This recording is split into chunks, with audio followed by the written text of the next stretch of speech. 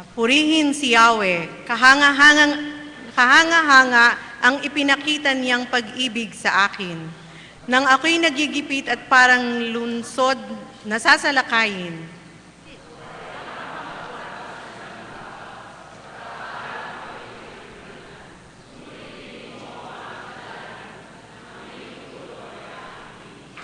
mahalin ninyo si Yahweh, kayong kanyang bayan. Mga tapat sa kanya ay kanyang iniingatan, ngunit ang palalo'y pinaparusahan ng angkop sa kanilang kasalanan. Magpakatatag kayo at lakasan ng loob, kayong kay Yahweh nagtitiwalang lubos.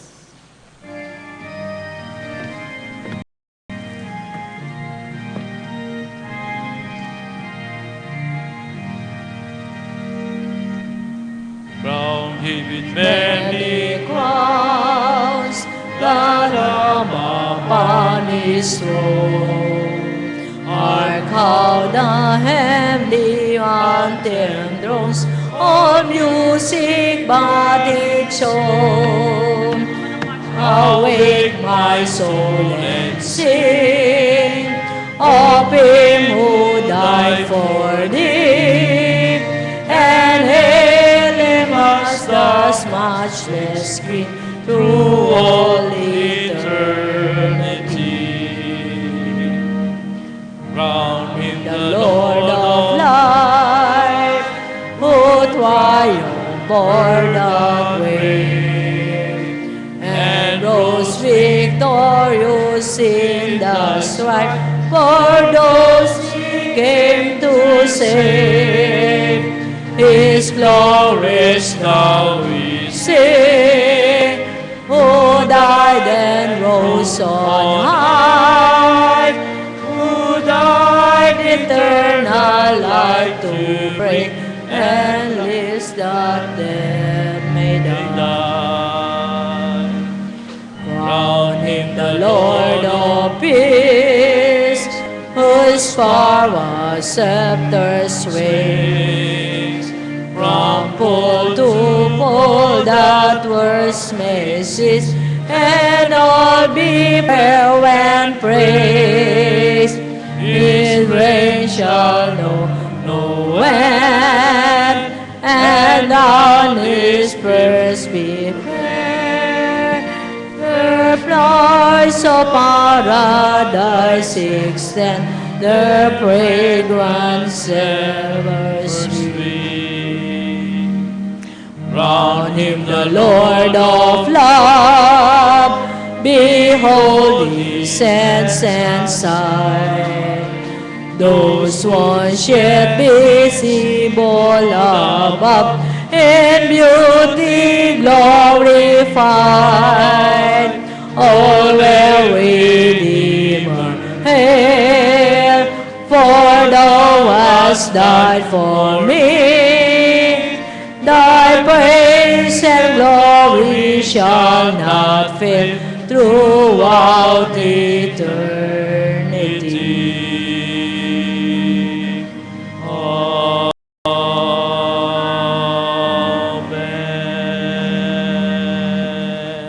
Tayo po'y manalangin.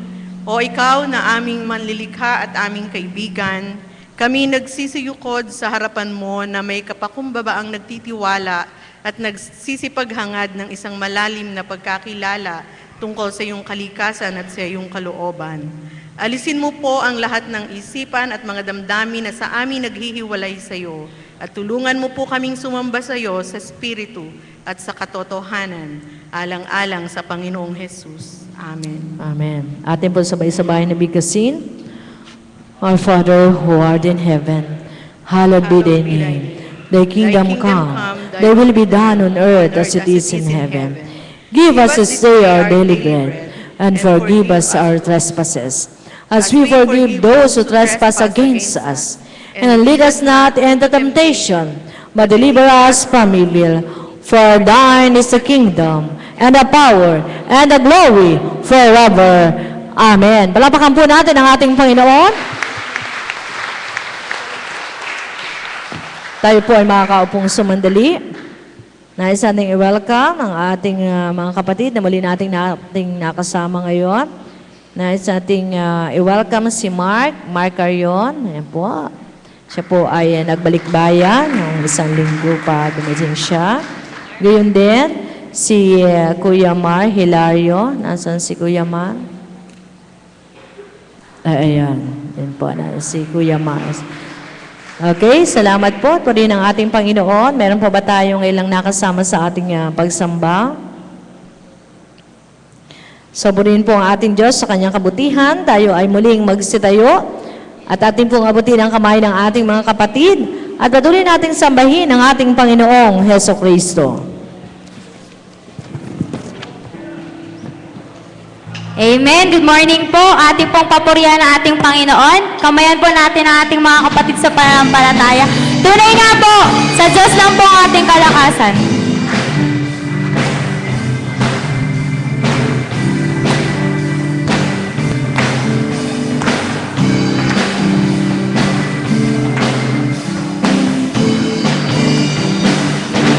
Kalakasan ko ay ikaw, kalakasan ko ay ikaw, kalakasan ko ay ikaw ang kagalakan sa Pilipina. Kalakasan ko ay ikaw, kalakasan ko ay ikaw, kalakasan ko ay ikaw ang kagalakan sa Pilipina. Basta tayo'y magkasama, naging mayroong umaga, kay ganda para sikat ng araw, may dalang liwanag sa ating pangalan. Basta tayo'y magkasama, laging mayroong umaga, kay ganda para sikat ng araw, may dalang liwanag sa ating pangarap. Haharapin natin, haharapin natin sa titina, sa titina, sa titina. Haharapin natin. Amen. Papurihan po natin ang ating Panginoon. Kantahin po natin yung Hosanna.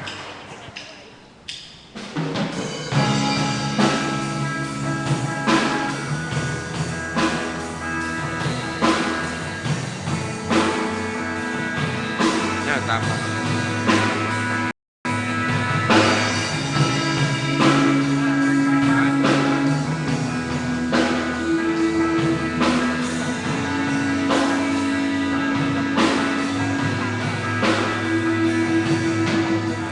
I see the King of Glory coming on the clouds with fire.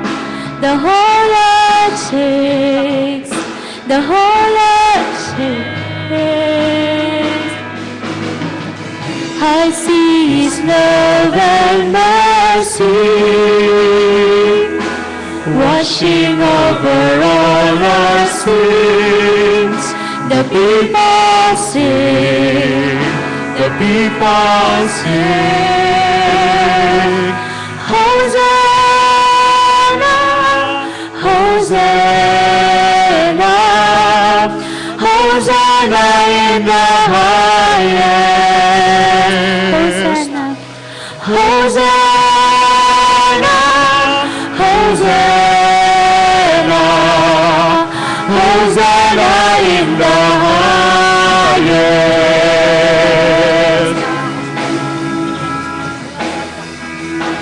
I see the generation.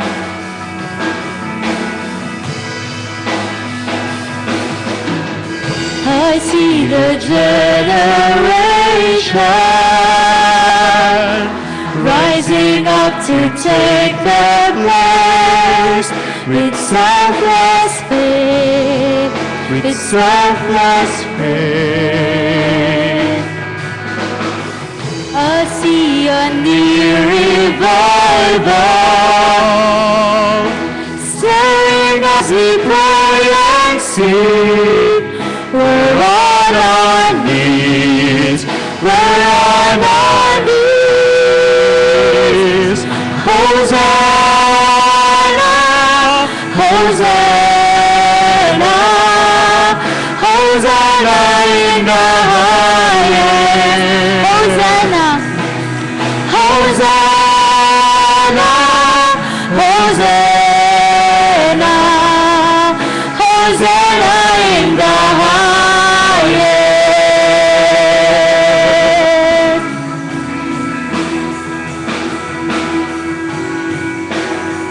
Lord, heal my heart.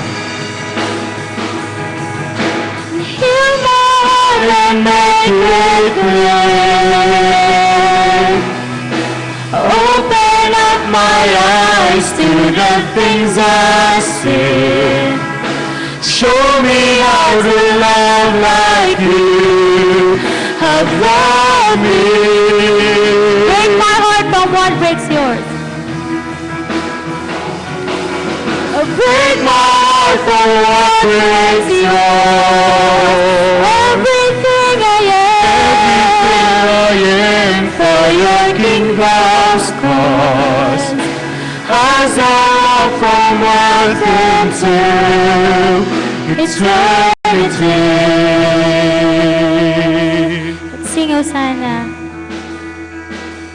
Hosanna, Hosanna, Hosanna in the highest. Yes, Father, kailan po yung papapurihan namin. Hosanna, Hosanna, Hosanna in the highest. Hosanna, Hosanna, Hosanna in the highest. Hosanna, Hosanna, Hosanna in the highest. Hosanna in the highest. Hosanna in the highest. Hosanna in the highest. Amen. Magpurihan po natin ang Panginoon. Thank you, Lord.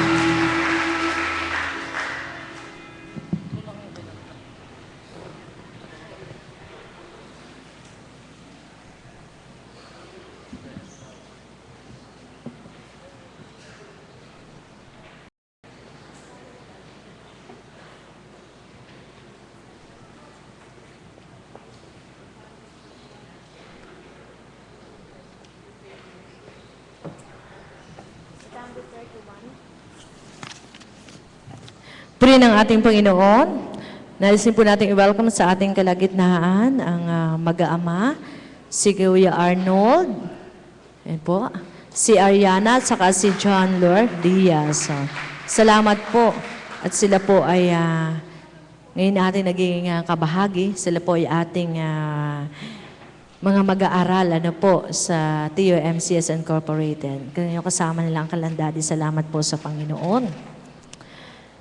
Ngayon po, para sa ating ilang mga pahayag, una, ating patuloy na isama sa ating panalangin, si Ate Linda Juan, sa kanya pong naranasan na mild stroke po siya. So ating patuloy na isama siya sa ating panalangin. Nagkapasalamat din tayo kay Lord. Nandito si Kuya Dan. Ano po? Na-hospitalize din po si Kuya Dan ng ilang 2 araw, ano po. Yan. So, salamat sa ating Panginoon. Siya po ay muling kasama natin ngayon. At ganun po sa ating ilang mga pahayag. Ngayon po ay ating, makikita niyo po doon sa ating isang CP ng ating pong mga gawain, yung ating mga Bible studies at iba pang cell group ay pansamantala po nating inihinto upang bigyan daan din po yung ating annual conference. this coming Monday po, bukas hanggang Wednesday, magsisimula na po yung ating komperensya anual sa Angono UMC. At patuloy po natin itong isama sa ating panalangin. Ganyan din, yung pong ating mga gawain sa kabuuan ng ating paggunita sa sakripisyong ginawa ng ating Panginoong Yesus. Una po, siyempre, yung ating panalanginan. Meron pa rin po tayong prayer meeting. Nandiyan po yung ating mga in-church. At yung ating Holy Week activities, yung ating Holy Communion, this coming Thursday po, alas 6 ng hapon o gabi, doon po sa ating sanctuary sa dulo. Nandiyan din po yung ating mga in-church. At gayon din, sa Friday po, yung ating 7 last words, ay dito po yan gagawin, alas 9 ng umaga. Isa lang po ang ating gagawing pag-alaala. So dito lang po yan. Kaya ang bawat isa po ay naiyahang dito po tayo tumungo. Nandiyan din po yung ating mga kapatid na magsisipag salita. At gayon din po, ay ating bahagi din po ng ating gawain yung ating Saturday na men's conference. Nasaan po ang ating mga kalalakihan? Ayan, lahat ng mga lalaki, ages 25 pataas. Ayan, lahat po. Ayan. Tayo po ay magsasama-sama doon sa Sun Valley. Yan po ay ganap na alas 6 ng umaga hanggang alas 6 ng hapon. So, sa Sun Valley po tayo.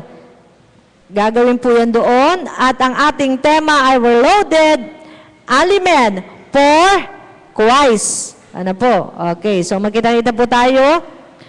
At gayon din po, ating patuloy siyempre na gagawin yung ating Easter Sunrise Service. 4:30 a.m. po, doon sa ating pinagdausan ng isang taon. Doon po sa Mini Forest Park ng ating barangay hall. Doon tayo magkita-kita. Ano po? Nandiyan na po ang ating mga tagapagsalita at gayon din. Meron po tayong best first service. Ano po? Gayon din, ating patuloy na suportahan ang ating pong gawain ng Christian education. Lahat po ng may pusong bata na nais makatulong upang magturo po sa ating Vacation Church School. Kayo po ay patuloy na inayahan, makipag-usap po kayo at magpatala sa ating diakonisa kay Ate Ana. At gayon din, ang BCS training po ay gagawin sa April 9 to 10, alas 8 ng umaga hanggang alas 5 doon po sa Amazing Grace United Methodist Church. Ang Vacation Church School proper, April 16 to 21 and April 23 to 28. At gayon din, ngayon pa lamang po isama natin sa ating mga panalangin ang gagawin pong camp ng ating mga kabataan. Una, sa May 16 to 19, yung junior camp, doon po sa Bataan. At yung senior camp, May 28 to May 31, doon po sa Tagaytay Mission Camp. Mga kapatid, ito po ay sa unang pagkakataon na tayo po ay may dalawang youth camp na gagawin. So, patuloy po natin yung isama sa ating panalangin. At gayon din po, meron ding children's camp yung ating mga bata. So, isama po natin yan sa ating mga panalangin. Gayon din po, ang ating patuloy na pag-apila sa bawat isa na hindi pa po nakakapagkaloob ng ating pledges na po para sa ating renovation ng ating faith building. Kahapon po ay naiulat na ng ating nagugol na ay 1.4 million na. Ang dami nating pera, no? 1.4 million na. Pero mga kapatid, medyo malungkot dahil ang ating pong pumapasok pa lang na pera, 831,225 pesos. Ibig sabihin, tayo po ay may kakulangan na. Deficit na po tayo ng mahigit na kalahating milyon. Ano po? So, mga kapatid, tayo po ay patuloy na dumudulog sa biyaya ng ating Panginoon. Sama-sama po tayong manalangin At gayon din, pagka tayo ay kinutok ni Lord, tayo po ay tumugon na tayo din ay patuloy na magkaloob.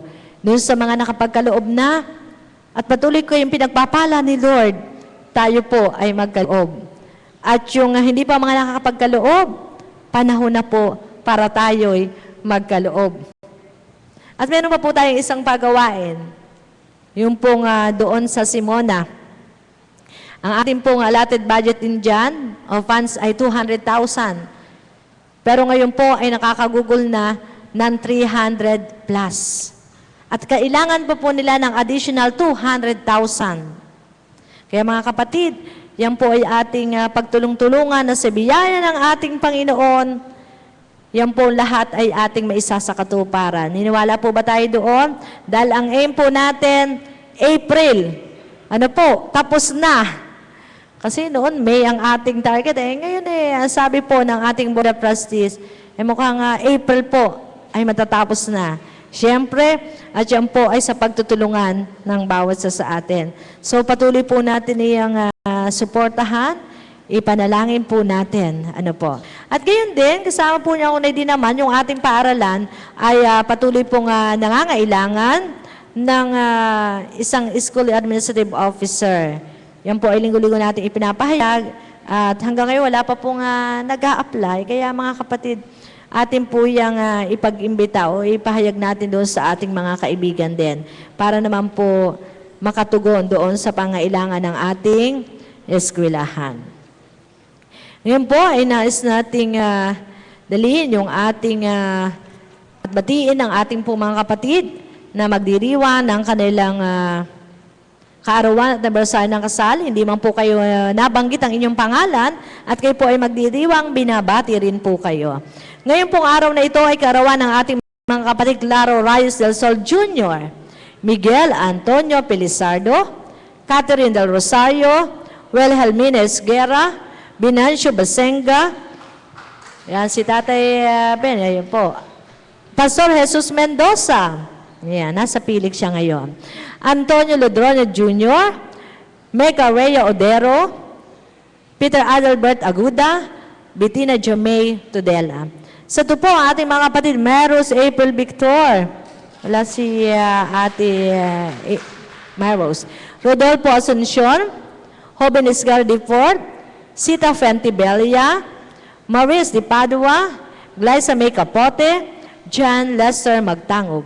Sa tripo, ang ating mga kapatid Randy Esguerra, James Endino Jr., Enrico Luis Felix, Lourdes Kainag.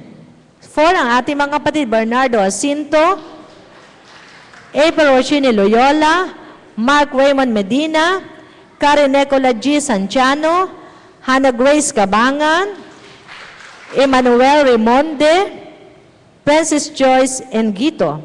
Sapay po ang ating mga kapatid Bernard Pastor, Marianita Lengson, Lilia Tolentino, Marvin Isgewa, Eduardo Ignacio Jr., John Jefferson Andaya, Lemuel Larinay, Chinga Rose Victor, Ariel Villanueva, Estela Cortez, Gloria San Diego Dolores, Nicarno Avalos Jr., Evelyn Lagarde.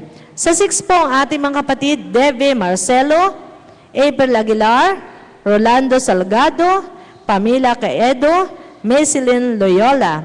7 ang ating mga kapatid, Chester Cruz, Rodolfo Isa, Eileen Joy, Christia Ansay, Terence Royce Ignacio, Haniel Resurrection, Ana Aliana Rayoprio, Rosalie Ibanez. Magdiriwang po ng anibersaryo ng kasal sa ikatatlo, ang ating mga kapatid Tevorito and Annabella Pozo. Sa 5, ang ating mga kapatid Ronald and Cathy Ligaspi, ating mga kapatid Veno and Gemma Quero-Quiro. Sa 6, ang ating mga kapatid Robin and Maria Lolita Uy, John Andrew and Gloria de Guzman, Dino and Joyce Samundong. Sa 7 po, ang ating mga kapatid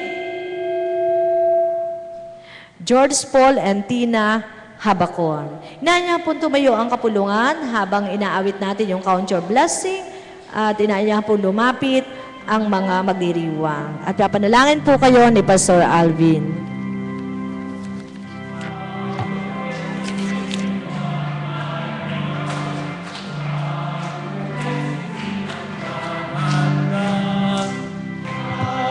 your blessings. Name them one by one.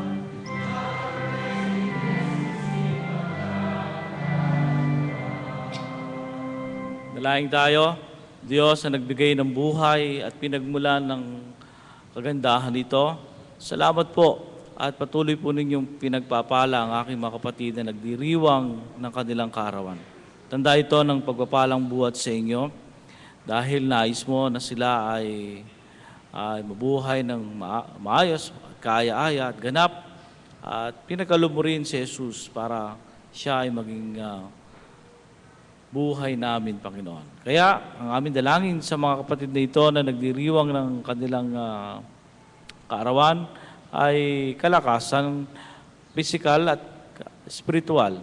Ano man ang kanilang mga naisin sa buhay at kanilang mga pangarapin at o ano pa man ang kanilang pang gustong gawin, samahan niyo po sila, O Diyos. At patuloy po kayo mangusap sa kanila, Panginoon.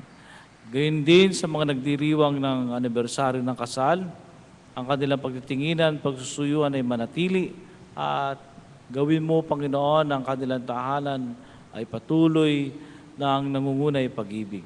Salamat po sa lahat ng ito na ngayon pa lang ay bibigay mo po sa kanila. At salamat po sa mga nabanggit na anibersaryo ng kasal, maging ang kanilang kaarawan, ay lahat sila, O Diyos, ang dalangin namin, pagpalaan niyo po sila. Salamat po sa pangalan ni Jesus. Amen. Happy birthday po sa inyo.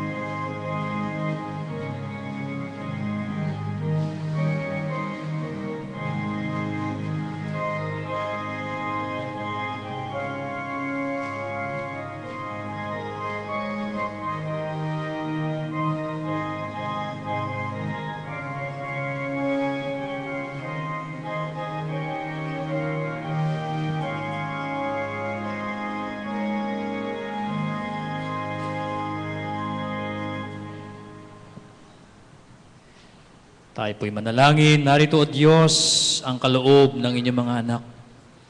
Pakikibahagi para po sa paggawain. Taglayin nawa nito, O Diyos, ang makalangit na pagpapala at ibalik niyo po sa inyong mga anak ang nag-uumapaw na kagalakan. Sa pangalan ni Jesus. Amen.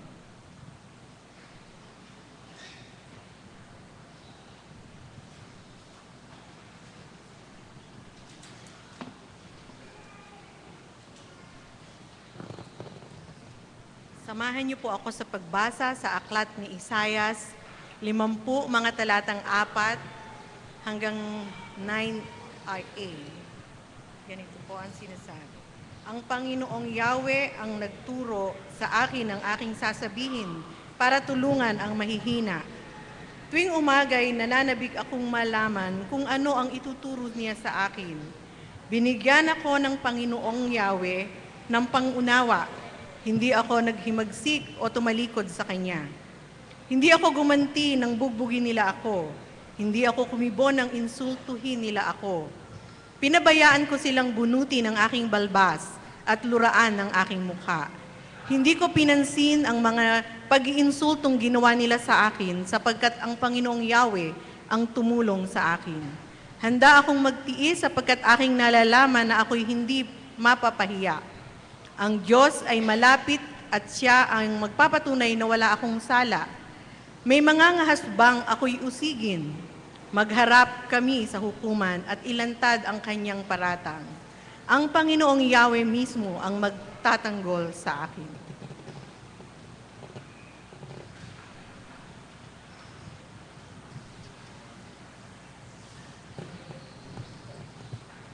Ang sulat ni Pablo sa mga taga-Pilipos, Kabanatang 2, mula 5 hanggang 11. Halika kayo at basahin natin at ganito ang nakasaad. Magpakababa kayo tulad ni Kristo Jesus. Kahit siya ay Diyos, hindi siya nagpumilit na manatiling kapantay ng Diyos. Sa halip, ay kusa niyang binitawan ang karapatan niyang ito at namuhay na isang alipin. Pinanganak siyang tulad ng isang karaniwang tao.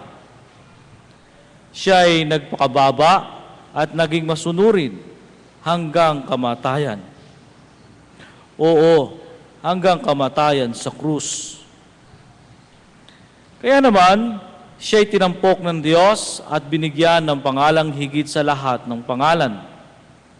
Ano pat ang lahat ng nilalang na nasa langit, nasa lupa, at nasa ilalim ng lupa ay maninikluhod at sasamba sa Kanya. At ipahayag ng lahat na si Jesucristo ang Panginoon sa ikararangal ng Diyos Ama. Inaangyahan ko po kayong tumayo sa pagbasa ng ating Ebanghelyo.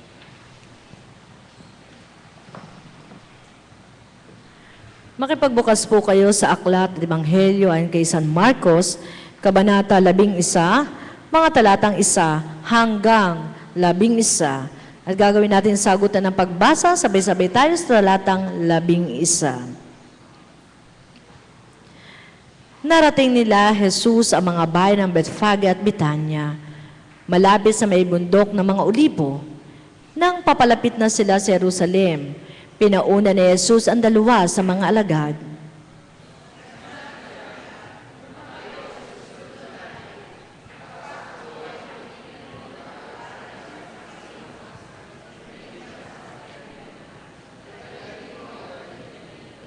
Kapag may nagtanong kung bakit ninyo kinakalagan iyon, sabihin ninyong iyon ay kailangan ng Panginoon at ibabalik din niya agad.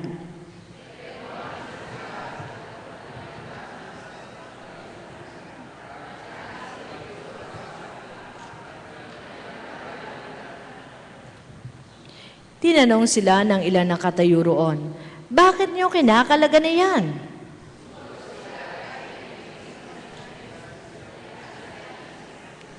Dinala nila kay Jesus ang batang asno, at matapos isapin sa likod nito ang kalang mga balabal, sumakay dito si Jesus.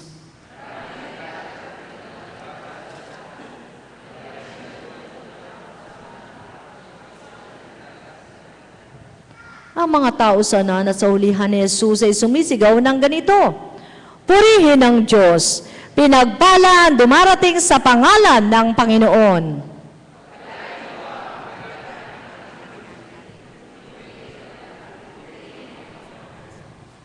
Tayo pong lahat, pumunta si Jesus sa Jerusalem at pumasok sa templo. Pagkatapos niyang makita ang lahat ng bagay doon, lumabas siya at nagbalik sa Betanya na kasama ang 12 sapagkat gumagabi na noon. Ito ang salita ng Panginoon para sa bawat sa atin, pinagpala ang kanyang pangalan.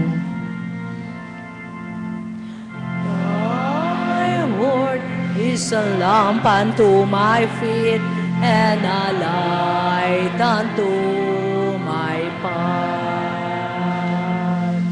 Thy word is a lamp unto my feet and a light unto my path.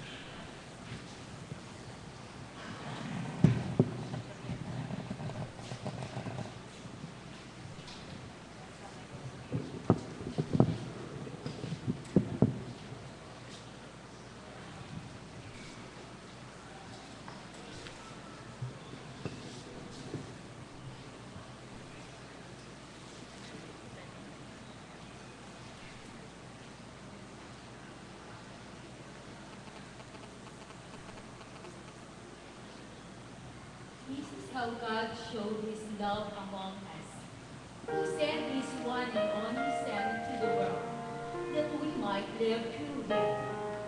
This is love, not that we love God, but that He loved us and sent His Son as an atoning sacrifice for our sins.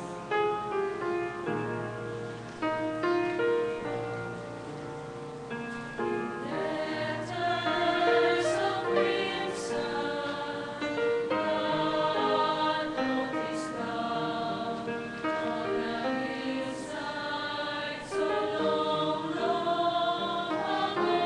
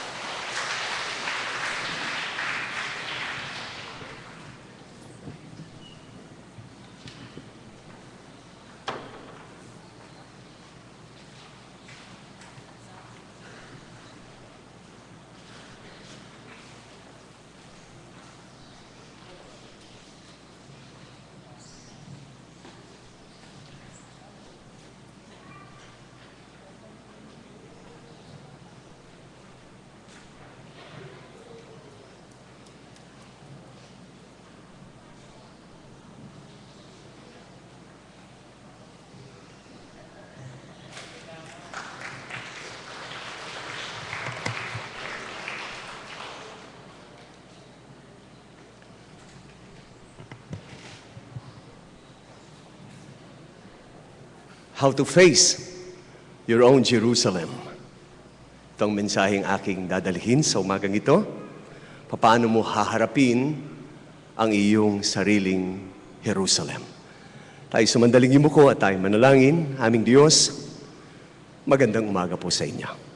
Ang aming puso ay punong-puno ng kagalakan sa aming pong pakikinig sa iyong mga salita, sa mensaheng nais mong iparating sa bawat sa amin. Hipuin mo ang aming puso at kumilos ka at gawin mo ang iyong nais sa aming mga buhay. Sa pangalan ni Jesus, ito pong aming samot dalangin. Ang lahat ay magsabi ng Amen at Amen. Magandang umaga po sa ating lahat. Ang bawat isa sa atin ay may kanya-kanyang karanasan, di ho ba? Maaring ang ating karanasan ay maganda o hindi maganda, makulay o hindi makulay. Sa umagang ito, ating pinagdiriwang ang isa sa mga napakakulay na karanasan ng ating Panginoon sa kaniyang ministeryo at sa kaniyang buhay.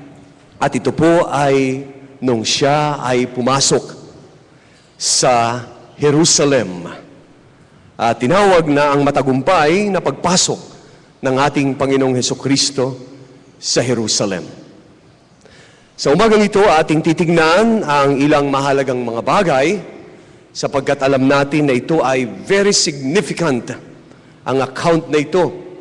At masasabi natin ay isa sa mga tugatog ng layunin ng Panginoon para sa ating lahat at sa sangkatauhan.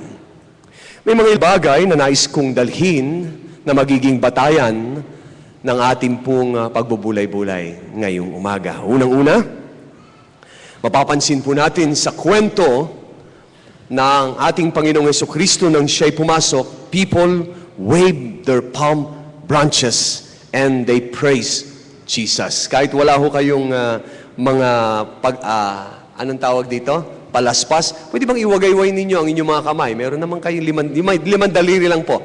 Sa kanan at sa kaliwa. Ayan, iwagayway natin sa Panginoon. Masayang-masaya po yung mga tao nung tanggapin nila ang Panginoon. At alam nyo, pag masaya nating tinatanggap ang Panginoon, maging sa kanilang pagpupuri, nagsisikawan sila, at inialay nila ang kanilang balabal, dadaanan ng Panginoon, at meron silang kinuhang mga sanga ng punong kahoy, at ito ay kanilang iwinigayway. Ipinapahayag nila ang kanilang masayang pagtanggap sa ating Panginoong Hesukristo. At ang isa sa mga ginamit nila sa kanilang pagpupuri at pagtanggap ay ang palm na tinatawag. Sa Tagalog, ito ay palma. O palma, palma, parang nilagyan lang ng A. O palaspas, kaya ang tawag ho sa atin ay linggo ng palaspas, ang higit nating nalalaman. At ilan sa atin ang naniniwala at pinaniniwalaan na mahalaga po ito sa kanilang spiritual na buhay. Bakit po? Ito daw ay ginagamit nila o gagamitin nila upang pagpalayas ng masamang espiritu. Kaya kung meron kang mahal sa buhay na alam mong masamang ugali at may masamang espiritu, kumuha ka ng ganito at hatawin mo ng hatawin. Sapagat yun ang paniniwala, lumalayas daw at inilalagay mo sa harapan ng iyong bahay at ang masamang espiritu ay umaalis. Iginagaling ho natin ang mga ganitong paniniwala. Subalit, kung titignan ho natin sa kasaysayan, sa tradisyon ng bansang Israel, meron tayong dapat makita tungkol sa palma na tinatawag. Sa tingin natin parang walang halaga, di ho ba?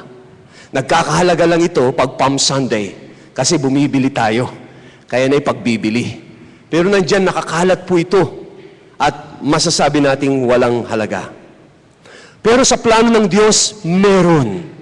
Sapagkat sa tradisyon, sinasabi nila itong fan shape na para pong pamaypay o fan shape na palm branch ay simbolo ng kingship. Sabihin natin, kingship. Wow, kingship pala. Ito ang sinisimbolize. Kingship. Bakit po? It has many points.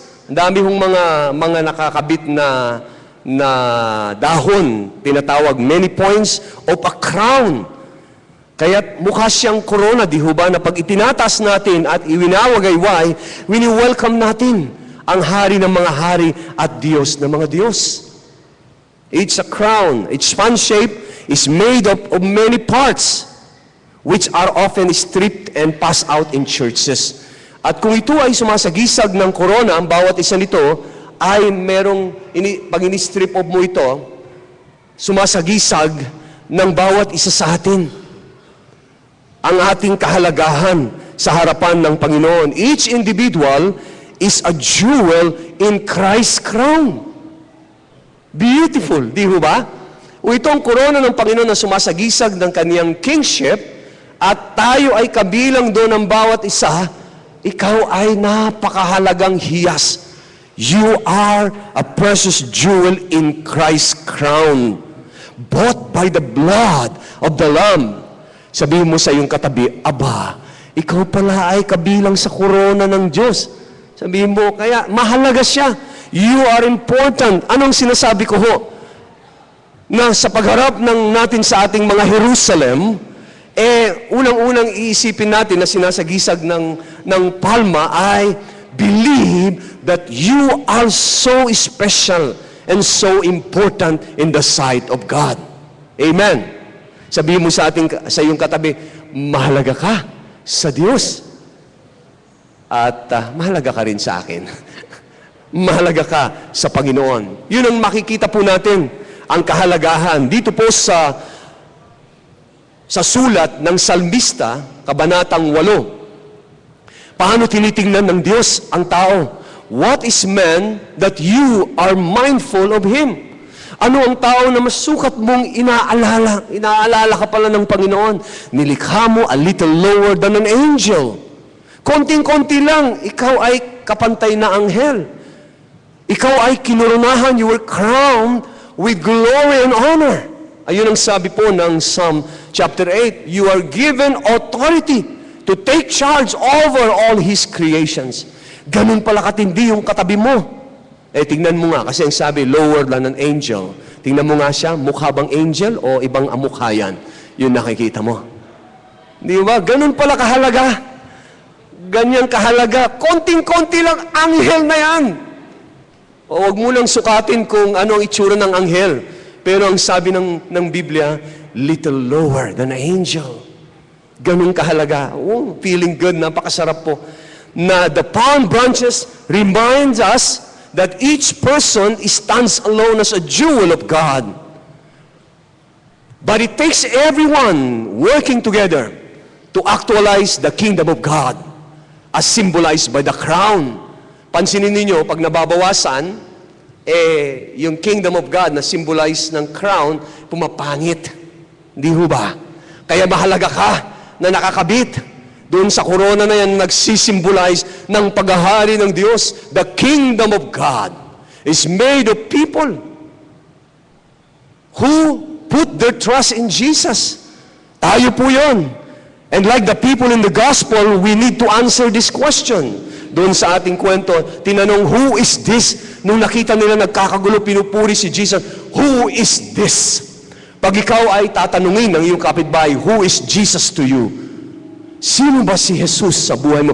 Who is this? Sabi nila, with all our heart, with all our soul, with all our being, we proclaim that Jesus Christ is the King of our life.